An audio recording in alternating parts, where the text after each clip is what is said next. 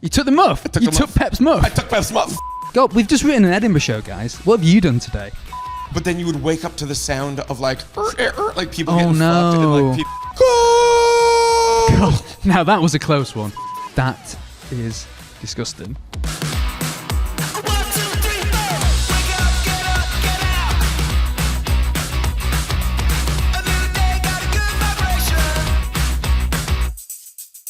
Hello, everybody, and welcome to the Creatures Comedy Podcast. I'm Evan Demer. This is Jack Wood, and I am tired. I woke up 15 minutes ago because last night I hosted karaoke with a gospel choir for the Manchester City, and then went home and watched my Montreal Canadiens at 1 a.m. till 4 a.m. play the Carolina Hurricanes and lose in overtime for the second night in a row.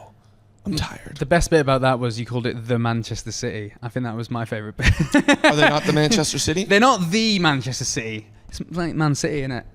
Oh, yeah, Man City, mate. Well, I live near the stadium, yeah. So there was like helicopters going over all the time. I was like, someone's attacking.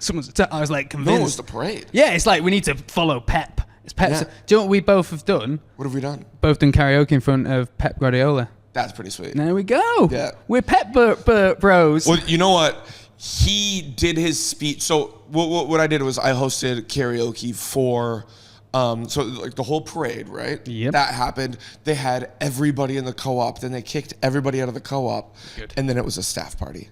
That's pretty cool. So this is the second year I've done it. 2 years ago I did it at Albert Hall. I did the Christmas staff party this year. Did you? Yeah. That's fun. Yeah, it was a different karaoke, rival karaoke groups. Didn't realize we were doing this. no. Didn't realize we were in direct competition. Well, we did Pep's going away staff party. Well, we were the reason Pep did go away. Fair. Like literally, I think he announced it pretty soon after.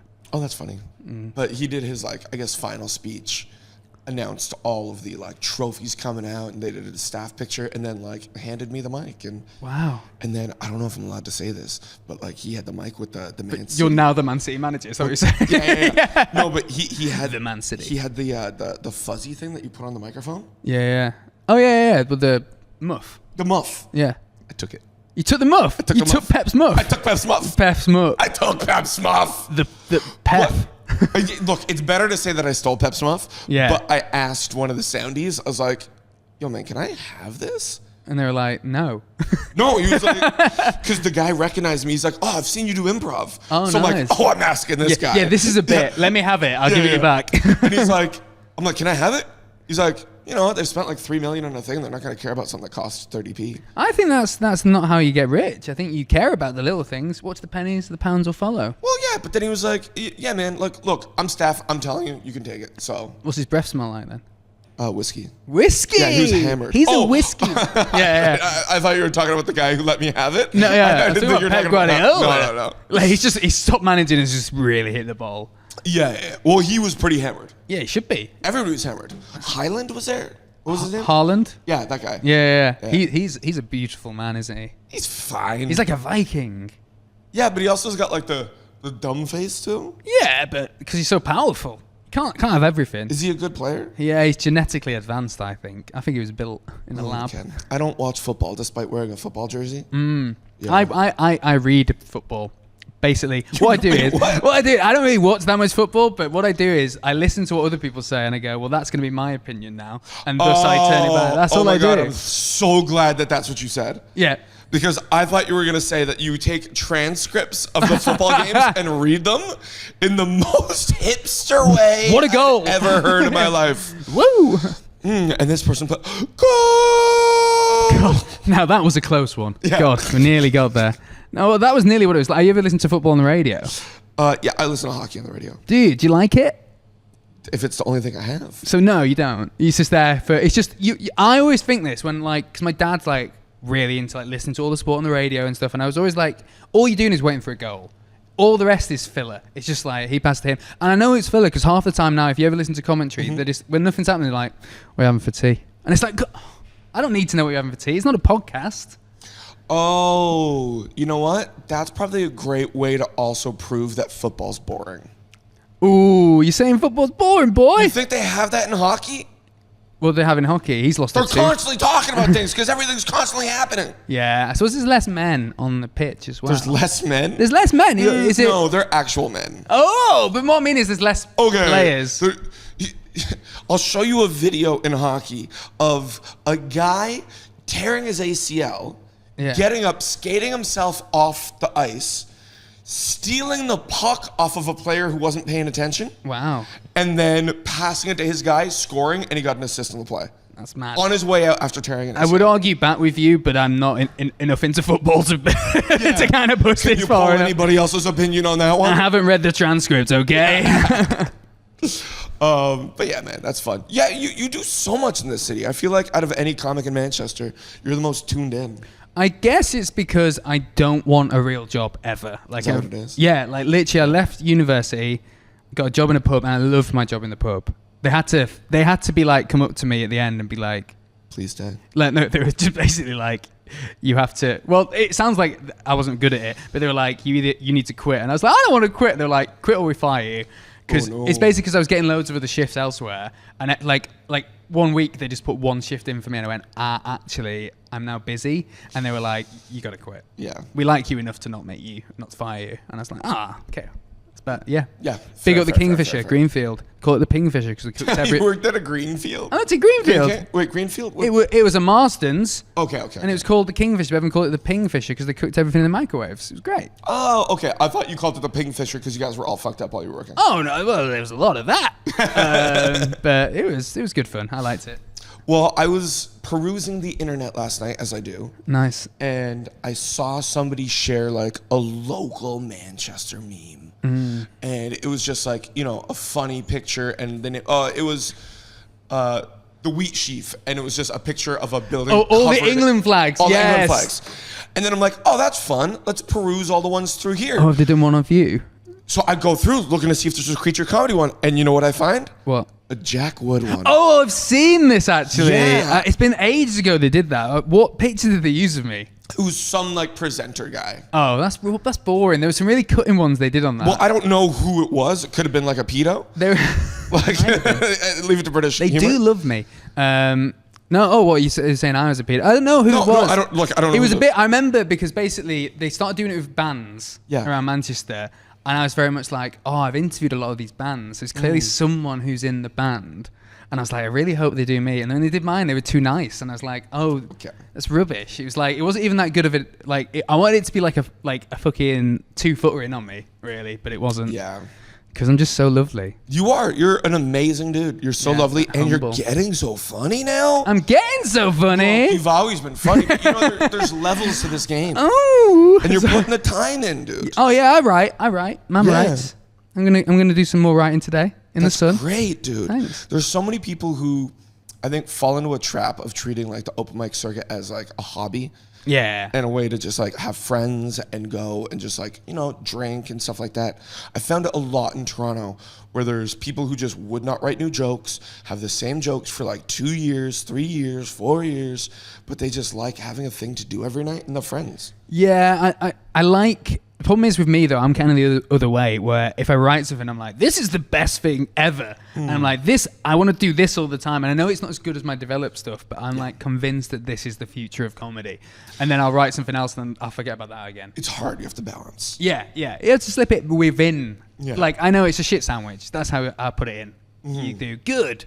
This thing that I think might work. And if it does, and I'm then not even it's a good thing. I'm not even saying that as the way to balance. It's just a balance of working on new material and a balance of like crushing gigs. Yeah. Like, so sure, on the average gig, you need to sandwich it. But then like also when you're doing the pro gigs, you want to be doing all your new jokes. Yeah. But it's like, okay, let's find a balance of how to. Is this a good new joke? Or is this... Yeah, it's trying not to be self-indulgent, I think. Yeah. I think it's so easy to do it because I feel like the more you write, the more you gig, the actual better your writing becomes. So your material is better, but it's not always developed. Even though, like, because you've just worked the other stuff out, like by just doing it so much that you're like, well, I've got to stick with ye old faithful. But then eventually, like, your new stuff will be better because it's in your voice opposed to just like a funny bit. Yeah. It'll be more like perspective driven. It'll be more like...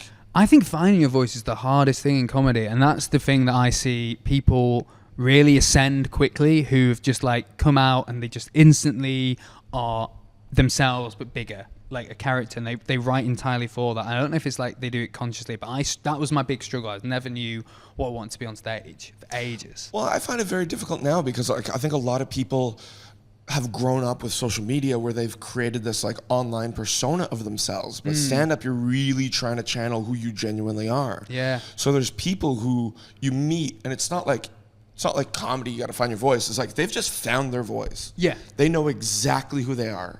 So then when they come into stand up, they are propelled so quickly, opposed to somebody who comes to stand up not knowing who they are yet. Yeah. And now you're trying to figure out how to be funny while trying to figure out who you are on stage, where honestly, if you left stand up, did some deep thinking, figured out who you were and drew those lines a lot better, and then came back to it, it'd come so much easier. Yeah, I think sometimes it's like I've seen comics nearly do that, like burn all their own material even though it's working because they're like it's a bit cheesy, and then just coming back and be like, this is what I want to do now. And even if it's like they're not doing as well, they do better eventually. I think that's the trick for me. It's like not always sticking with what works well in like, 'cause, I mean, we've all done open mics and it's like, it's just wall to wall cum, guys. I'm not in a nice way. It's just a lot of dick jokes, stuff like that. I feel like sometimes stuff that'll smash in an open mic is just, it can sometimes just be like edgy. Edgy's like really respected in open mic because everyone's like, oh my God, you've gone there. But then when you go out to a real audience, like I'm quite soft, I'd say, with my comedy. Like nothing's like, I have some cheeky bits which are a bit like, oh, it's been a bit harsh, but that's because it's like a nice counterbalance and I tailor when I put them in. But even like in some normal rooms where it's just like normal people, me going in a bit dark will go shocking. So if you always are playing just to like open mic and just to them and not what you think will be funny, you're playing to what they think will be funny, a real audience is just never going to work with you. Yeah, because like I think you're speaking to a very certain kind of like lower level comic, where I wouldn't say that about yourself. Because I was speaking to you. That was a joke. Yeah, man. Killed it. I woke up 35 minutes ago. Yeah, I think, like, you're right, but, like, man, the open mics in England, I find, are so much sadder than the open mics in Canada. Why are the open mics happier in Canada? Because of the healthcare. Yeah. Yeah, the mental illness is treated correctly there. Drinks are slightly cheaper. Yeah. No, I think here, like, I don't know, like, you know how in London there's the open mic scene and then the pro scene, and there's such a divide. Yeah, and there's no bleed. Yeah, it's so hard. Like, I tried to start in London, and it put me off comedy. But same here. Yeah. There's the open mic scene, and there's a bit of... There's more of a murky middle ground, I'd say. A little bit. But in Canada, you could be doing an open mic, right? There's 10 people on the show. There's 6 people in the audience, and then on the show you have somebody who's got a late night special, 3 people auditioning for JFL who have already done it already. You have people working out a set for another huge festival. Yeah. It's like all the pros are such dogs. Yeah, because they're just always gigging. They're always working. Always gigging, and there's not the amount of like paid pro gigs as there are in, let's say, London or even New York. Oh, that's interesting. So they grind more, you'd say. Oh yeah, Toronto's the hardest grinding city that I've ever been in. I think that's it. I guess that's the problem with the British scene at times, is that like sometimes when you get the paid gigs, you're like, well, I only want to do it when it's paid now. Yeah. And then you'll restrict yourself slightly. But I feel like Manchester's kind of got that good balance in that there is like this club's so good for that. Like you have pros dropping in consistently. Yeah. Checking stuff out because they want to do it. They'll do the paid nights as well, but sometimes they'll come do like weekday nights and it's just new material and stuff. And then you've got like... Well, because we've built an infrastructure, right? Yeah. So now it's, instead of them going to a bar that somebody set up a gig in the back of a thing, it's like, oh, I can pop into a club that I work on the weekend. I can pop in during the week if I want to work something out. So it feels like they're still at a comedy club, where opposed to, you know, going to a fucking... Yeah. Yeah, just go into it like... I don't want to I was going to name some shows, but I'm like, I don't want to shit on anybody. No. Everybody's trying to make something happen. I still got... I mean, I'm still at the level where I like going to open mics and like testing stuff and seeing how it works there. And like, I really like an open mic for like going, okay, I've written this today. am I going to put loads of time and effort in to try and make this really good, or should I just test the reasoning on stage and see where I go with it? And I'll do that, and I'll go, it needs work, or this could be a bit, and it's just an easy way of doing it. Oh, 100%. Oh, open mics, I think, need to be there. They need to exist. They need to be done. But yeah.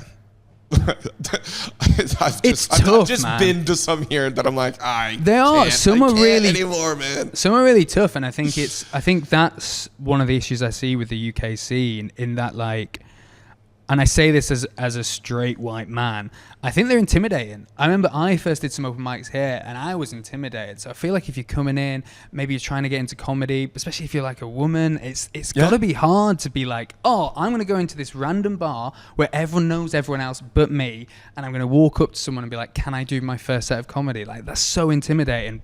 And I think there are some great, like, open mics that are super friendly, but I feel like even the friendliest open mic, it's still intimidating for so many people. Like, sure. And like, my opinion on this, I don't know if it's like bold or not, but I just think the way open mics start is you're a comedian, you can't get many sets because sure, it's intimidating, or you're just not funny. True. So what you or do, both. or both, you can't get sets and you're not funny. So then you go and you talk to another person that you might have met going out to the comedy scene, and you start your own room. Yeah. To get that stage time and to network and meet those comics.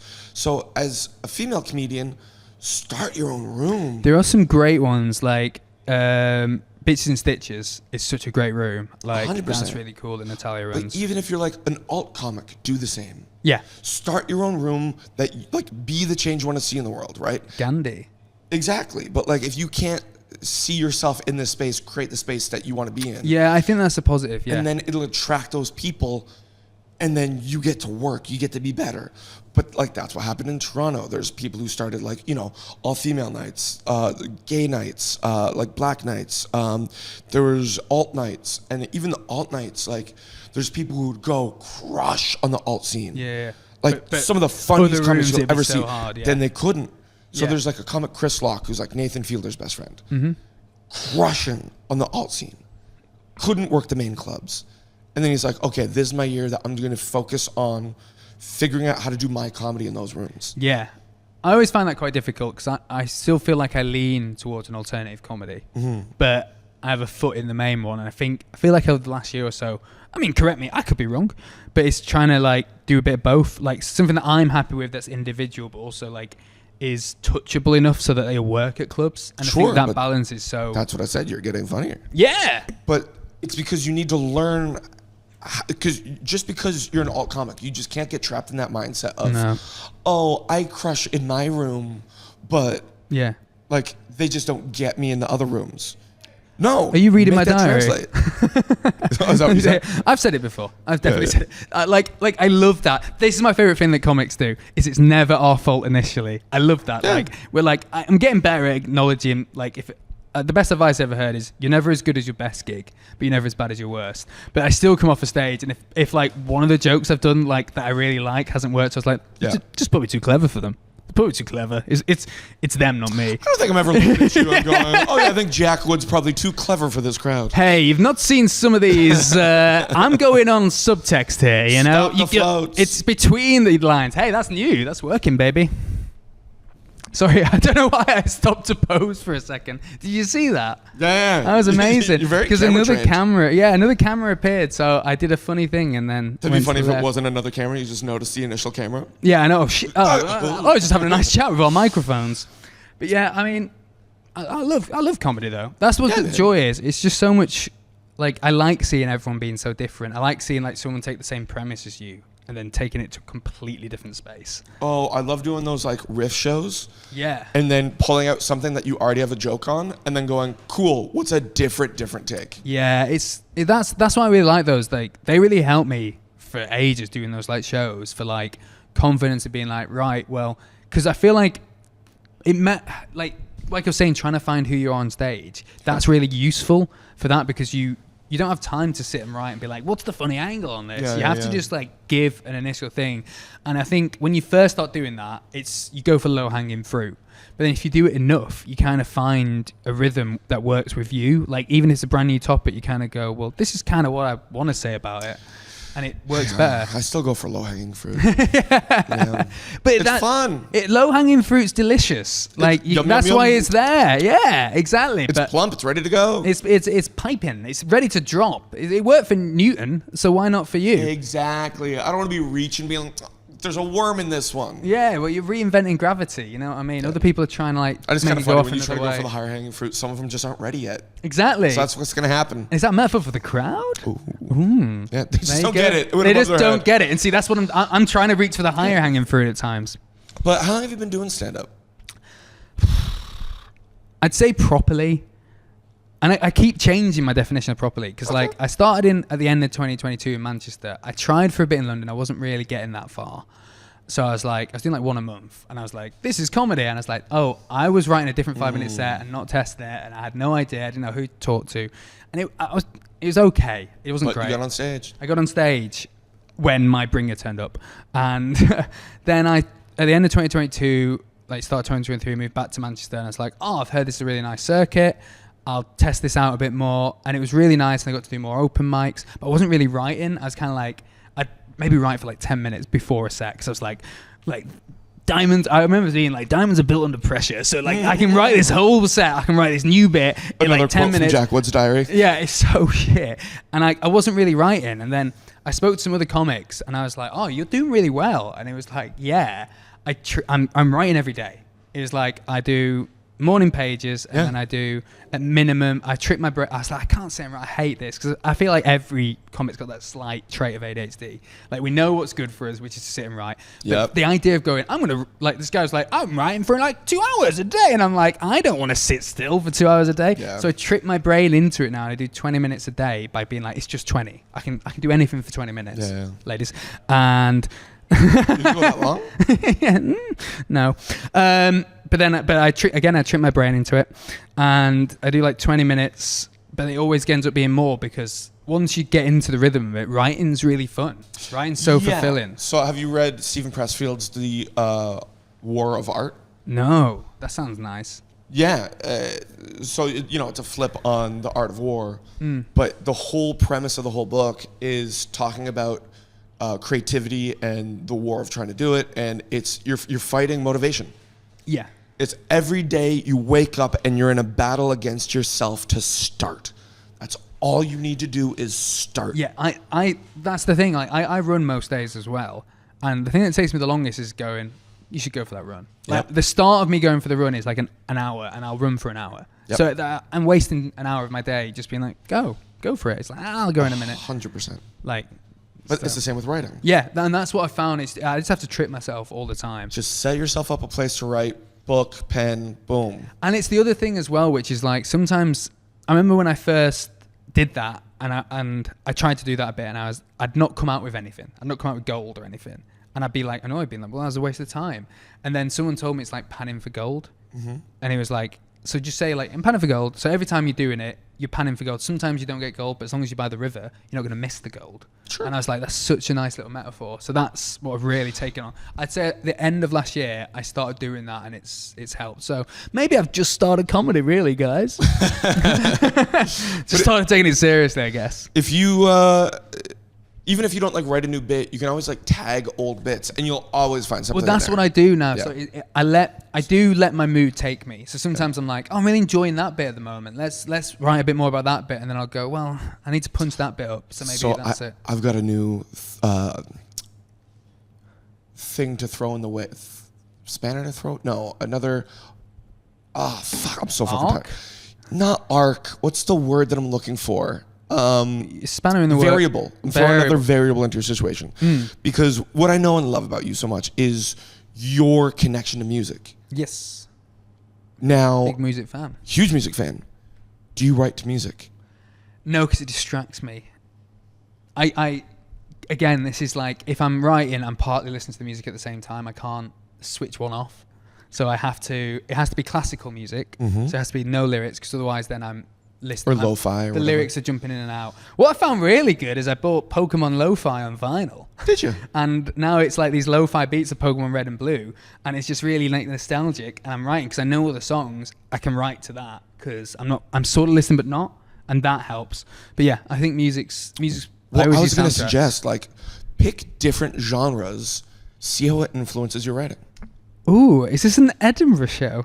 Huh? Is this an Edinburgh show? I feel like I'm writing. Do you know what I mean? Like, well, I'll do 15 minutes in my classical mode, then 15 minutes in shoegaze, then 50 minutes of metal. And, you know, like, we've changed the mood. God, we've just written an Edinburgh show, guys. What have you done today? Well, I've already done something slightly that for an Edinburgh show. We've written another Edinburgh show, guys. But no, I was going to, because what I did was I took Weezer's Blue Album. Nice. And I wrote... Classic, My Name is Jonas. Yeah, phenomenal. I wrote jokes thematically in the order of the album. Oh, wow. Only wrote them while listening to that album over and over again. Wow. And then did them over top of the acoustic version of the album. How was that then? So somebody described it as like, you know those like the Grey album where it's like, you know, the Beatles mixed with Jay-Z? Yeah. Some of them didn't really work, but other ones were like, holy shit, it's better than the original. Oh, sweet. So some of them really fucking worked. Some of them were really difficult. I think the show needed probably another year of work on it because like there's some songs like I was foaming like a bottle of beer. Like it's too like da-da-da-da-da-da-da-da. So you like saying it to the rhythm of the song? You like basically like rapping nearly? You're just kind of trying to fit it to the rhythm a little bit. Oh, that's cool. So like That's unique. In Dreams was a great one to do like storytelling Yeah, because yeah. it builds up and then you can like get worked up into a story and then it keeps going and it feels like you're doing this impassioned monologue with like hitting jokes to it and making it crazier and more surreal. And it's like an album is the same length as a comedy show. Yeah. Which is beautiful. Sometimes shorter, but yeah. Well, actually, Blue Album's quite short, isn't it? Yeah. It's about half an hour, right? I think a little bit longer, but yeah. Yeah, man. You should pick that back up. Yeah, I really want to. But I've also taken on A club. a massive endeavor. Yeah. I can't wait till it's just to a point where I'm just like You can do bits reaping between. the like. Yeah, but I love just being here every weekend and stuff like that. Yeah. No, it's good. It's good. Like, I mean, I always think, so like, I find it hard like at the moment, like, because I've been like freelancing, sometimes super busy, sometimes I'm not, just where to write. So I am like wet hair on the tram, doing my morning pages, like staring at people. Like I must look insane because I feel like it's fine to be typing on your phone, but to be writing 3 pages of A4 on a journey. But I'm like, I have to fit it in. So then I'll have a lunchtime and everyone's like, do you want to come out for lunch? And I'll go, no, I'm going to go sit and write for 20 minutes. And it's just like, it's so lonely, but I like doing it. Like I really like I think there's a difference between it being lonely and it being like you're connecting with yourself. Yeah. You're having a conversation with yourself. You're improving. It's essentially like journaling to a way. Yeah, it is. It's like, the way I see it is like, it'd be mad if a sprinter just only ran when the race was on. Yeah. But so you got to kind of do the rounds and like, I do these bits. Oh, mate, there's metaphors for days. Yeah, I love metaphors. Have you noticed that? Yeah. Well, I think it's metaphors that get us. Oh wait, hold up. Are you one of those people who writes them on your walls? Like no. Live, laugh, love? Well, the worst thing I ever did was when I was revising once for an exam. Is I covered all my walls in like spider diagrams of everything that could come up in the exam, and then I like didn't sleep because I was just like surrounded by revision. It was horrible. I like that was my first year of uni. I'm pretty sure I had a breakdown. Yeah, you really need to surround yourself in a peaceful place to sleep. Yeah, that wasn't a good idea. One time when I was moving from one of my friend's places into a condo with my other buddy, but there was like a month gap. So I moved into my friend's art gallery. Ooh. So he was living there. So he's like, oh man, come stay in my art gallery. I'll stay with my girlfriend for the month. That's one of those things that sounds more fun than I can imagine it being. Oh, it was definitely fun because it was like an escort agency above. Oh. But then you would wake up to the sound of like people getting fucked and like people walking in sad, walking out happy. That's sad sex. Oh, very sad sex. But then also on the walls of the little back room where the bed was just crying babies. Like very graphic And then all you paintings. can hear was like people shrieking. And it's like Creating the babies. voices of babies and babies. Yeah. Wow, that is a metaphor. Yeah. That's terrifying. What's the worst place you've lived, you reckon? That might have been the wildest place. I've also lived. There's Absolute Comedy in Toronto. I lived in the green room for a month. That is disgusting. I've seen green rooms, man. It's a very nice green room. Was it a good green room? It was a pull-out couch. Okay, that's fair. Yeah. How were you managing then? So where were you showering? Did it have a shower? It did have a shower. Talk me through you get up on an average day living in a green room. So were you having to clear all your stuff away as soon as you woke up? To make space? So there in the green room there was like a stairwell, so I would tuck like all my stuff would be like tucked in there, so under the stairs. And then I was working there at the time, so like I'd either work a shift or come back from a show, and then everybody'd kind of clean up, and then like I'd lock the doors. That's like living at like, do you know this? That sounds like my nightmare because that's like living at an afters. I cannot do. I can't. Do you know people are like, hey, let's go back to someone's house? I'm like, never mind, because I like to know that when I'm home, I'm done. I don't have to wait for anyone else. I hate that. So I was like a year or two into comedy at the time as well. So then after everybody's gone, I would set up my laptop with like a camera, and I would sit on stage with all the lights on and do my jokes to nobody. Wow. Yeah. Did you watch them back? I try to, but it was at a time where like, it's recorded off a thing. You really don't want to hear your voice. No. That's tough. Yeah. I mainly voice record sets because I can listen to that. I can like push myself far enough away. When I video it, I'm like, I'm not going to watch it. I can watch myself now. I've edited so many clips of myself. Yeah. That I'm like, I can see it. I see how the clip will work. I know everything because I've done 300 or 500 of just me. You're right. I find it easy to watch myself hosting, but my set, I don't like watching it. I don't know why. Sure. I don't know why. I think it's just because sometimes it's gone better. Yeah. And or sometimes it's gone worse, and you're like, the beat was wrong on that one, and I know I can do the beat better, so I'm always picking myself apart. But I never want to lose that. Like if I'm ever like, God, that was a great show. If I ever come away and I go, there's nothing I'd change about that, I go, well, there's no point doing this anymore. Like you have to just. I'm always going to find something wrong with myself. Because it's still a job at the end of the day. Yeah. But so you technically started then 2002. 2022. Sorry, 22. Which was 4 years ago. Yes. Oh God. Well, the end of that. Let's okay, through in a bit. So as long as the club's been here. Yeah, essentially. Like I remember it was one of the first like 10-15 minute spots I did was at Creatures. So that was really fun. That was in the other room. Yeah. That was when it was 3 days a week. Yeah.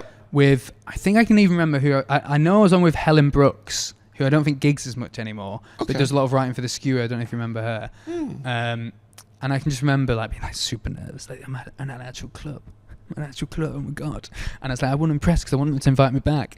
And then it was sort of nice. Yeah, but weren't you already doing all the in the street stuff? I was doing all that. I was doing a lot of like. You had no worries. You were for sure coming back. Yeah, but presenting. We need this guy. Yeah, presenting's different to comedy though, and for sure, man. And I was always like. But if you can talk to people in the street on a video, you're halfway there. Yeah, that's the thing. Like I've been quite lucky in that I've never really had to be like. I see some people being like, I need to practice hosting, I need to be a better host. I've always been quite comfortable coming on. So since then though, like what's the biggest gig you've done? The biggest gig I've ever done. Maybe not even most prestigious, but more butts in the seats. I mean, I've done the Frog on a Thursday. That was pretty cool. And I've done, where was the big, I swear I did like a 100-seater a bit ago. Where did I do that? I mean, I don't know. I think that's probably it. Maybe the Frog, because it was pretty full, was probably the biggest one I've done. Nice. And it was nice. It was good. And that was the start of this year. Yeah. And I think, I'd do it differently now. 100%. There's like, I've even changed there's something I did midway through. I was like, that's got to be the ending. And it's only after watching that back going, that was annoying because that was a trial spot. So yeah, that's probably the biggest one I've done, I'd say. Sick, man. Can't think of much else. But then we were talking about like the Manchester open mic scene and stuff. What was maybe one of the weirdest or like wildest gigs you've done? I mean, the weirdest gig I've ever done was speaking of the Co-op, like you spoke about the side. I DJ there sometimes, which is really cool. And I was in one of the spare rooms DJing. And the Bentley room? No, it wasn't in the Bentley. It was in the backstage club. Cool. So it's essentially like so many rooms. They have too many rooms. So many rooms. So many dressing rooms. It's amazing. It's such a cool building the way it's been built. But they've got this like it's like basically like a long bar that you only have access to if you pay an extra 15 quid. And it's before Mickey Flanagan. So they were like, hey, we're booking you to DJ and we've heard you do comedy. Do you also do comedy and we'll pay you for both individually? So obviously I'm like, that's cool. And they were like, I was like, how's this going to work though? Because I've seen the room. It's just an open space. There's nothing. There's like everyone's standing. So they were like, don't worry, we'll get you a stage and we'll get you a mic. And I was like, cool. Is there going to be any space in between it? They were like, we'll see. So it came up, and all I had was a tech guy who came up, gave me a microphone, and went, there you go, that's for the comedy. Who's the comic? And I went, I'm the comic. And he was like, good luck. And that was it. So what happened was I had to like all the way through the night, had to be like, by the way, guys, there's going to be a comedian coming on doing a little set for you before Mickey Flanagan. And obviously Mickey Flanagan doesn't know any of this is happening. He probably would have poo-pooed it if it had. And Yeah, but you're doing the side room, he's doing the big room. Yeah. But he's definitely not even ticked this off. This is not even on his radar. He has no idea this is happening. This could ruin his night. I could have watched the show the night before and done all of his jokes. You know what I mean? But like nothing's been signed off. So it gets to it. I keep going like, would you please welcome to stage? We've got a local comedian for you, and I just dip the music. Me, and everyone just doesn't clap. And I have to go out in front of the decks. There's no stage. They didn't bring a stage. It was just me and it gathered around like a bully circle. And essentially I did my set to just people who were like, is this guy like, it didn't look like I'd been booked to be there. It looked like I'd gone, well, I'm going to give comedy a go now.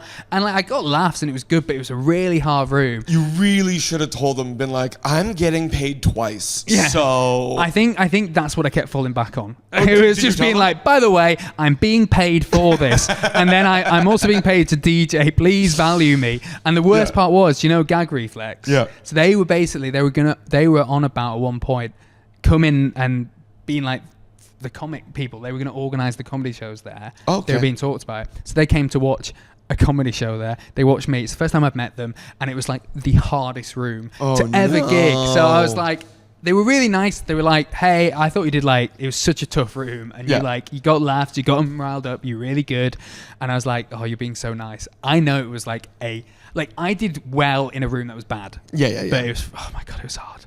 Yeah, that was the weirdest gig I've ever done. So then I had to then go, thanks for coming, and go back and go, like, my name is Jonas. Just pretend I'm not there. Like, it's like I farted and then had to sit in my fart the whole time. Yeah, it would have been way shittier if like your DJ persona is like wearing a mask or like a helmet, and then you just have to like put the helmet back on. And back to DJ. It's like Daft Punk like undressing themselves and then putting it back on. The mystique's gone. I think that's what it did feel like. Like there is a mystique when you're DJing. You are untouchable behind the decks, and I made myself so vulnerable. So that was the weirdest gig I've ever done, I reckon. That's up there. Yeah, it's it was definitely up there. Technically support Mickey Flanagan though. Yeah. Do you tell people that you did tour support? No, because I think as soon as he hears about it, I'll get sued, man. He's not gonna sue you. He doesn't give a shit. Yeah, well, what comic would give a shit? No one would, to be fair. It is a funny joke, but I'm gonna bring it up to him one day. Oh, because he's my dad. Is he? No, imagine that. I kept that nepotism under my belt this whole time. Let's clip it up and we'll tag it. Oh, the other night we were hanging out here. I think it was Thursday. Did a gig. It was a small little crowd because the weather's getting nicer. You're not going to say my dad was there, are you? No. Because I've not seen him for a while. Some lady and her boyfriend came over, and it was me and Liam sitting in the corner. And she's like, blah, blah, blah. You guys were so funny. Blah, blah, blah. And she's like, do you guys know UK comedy? And we're like, yeah, like fucking have a comedy club. She goes, my uncle's a comedian. It wasn't Flanagan, was it? No. I would argue more prestigious. More prestigious than Flanagan. And we're talking a male comic? Male comic. This is fun. Play along at home. Let's guess who that comic was that has a nephew. Northern? Nice. Yeah. Nice. Northern? No. Michael McIntyre. No. I don't know if he's Northern. You don't know if he's... Have you met them? Have they gigged here? I've seen their show live. I've seen them in Australia. I've watched seen them in perform. Australia. They've not performed here. Not performed Hopefully. here. I asked her to ask him. Yeah. Yes, Northern. Yeah. Okay, well that brings me back here. So Northern... Sells his tickets out the second they're on sale. Not to me, doesn't it? Peter Kay? No. Justin Morehouse? No. Evan, how did you describe him to me? Because that's what kind of gives comedian's it. comedian. The comedian's comedian. Not Stuart Goldsmith. Northern comedian. The most comics comic. The most... I don't know, mate. Daniel Kitson. Daniel Kitson? Yeah. That's mad. So that was... Is he not the most comics comic? Yeah, now you say it. Yeah, it's Daniel Kitson. Everyone loves Daniel Kitson. Yeah, God, wow. That's cool. Yeah. So Leah Kitson was in. I think that was probably close to her name. Yeah, that's close but enough. She was there, and she's like, "Yeah, my uncle. I only got to start watching him do comedy like 2 years ago, but like I knew him all growing up because like." Oh no, she's got like a weird name, and he's used her name. It's like Marjorie or something. Marjorie. And he's used her name in a bunch of his jokes as no characters. way. Yeah, That's cool. That's cool. I mean, is it though? Would you want to be, as growing up, would you want to be part of a stand-up scene? Would you want to be part of it? I think I want my name changed. I don't know. Nah. I don't know. He didn't like use her as jokes. Oh. Just use her name as characters. Oh, that's fun. That's quite sweet then, actually. It's very sweet. That's very nice. And then like for her birthday one year, he got an entire crowd to sing her happy birthday. That's nepotism. Sure. Like you've not done that? You've not used that power? Not yet. I'm gonna fucking do it next time. Oh, I've used that power many a time. Of course you are. You forgot the card. Don't worry. Happy birthday. Yeah. Here's a bunch of strangers that don't know you. Yeah. Yeah. One time, I called my mom to deal with a heckler. Oh, really? Yeah. That's quite funny. So I called my mom to tell off this heckler, and my grandmother was with my mom. So my mom and my grandmother all like helped me tell off this one lady in the crowd. It was adorable. Oh, I can't imagine doing it. My mum would be like, "Who is this?" Well, and my grandmother's like French Canadian, so Yeah. like her English is kind of broken. That's It's mad. like, don't be like, you're being very rude. Like, Oh, so sweet. I don't know why I made her. Was Italian. it all right with the time difference? Yeah, it's late here, early there. Oh, fairs. Okay, so Yeah. they were awake. Yeah. Because that's what. 8 o'clock here is like 3 o'clock there. Okay, that's nice. That's 5 really hours. sweet. Yeah. That's a good way of getting out of a heckler. Did the heckler stop?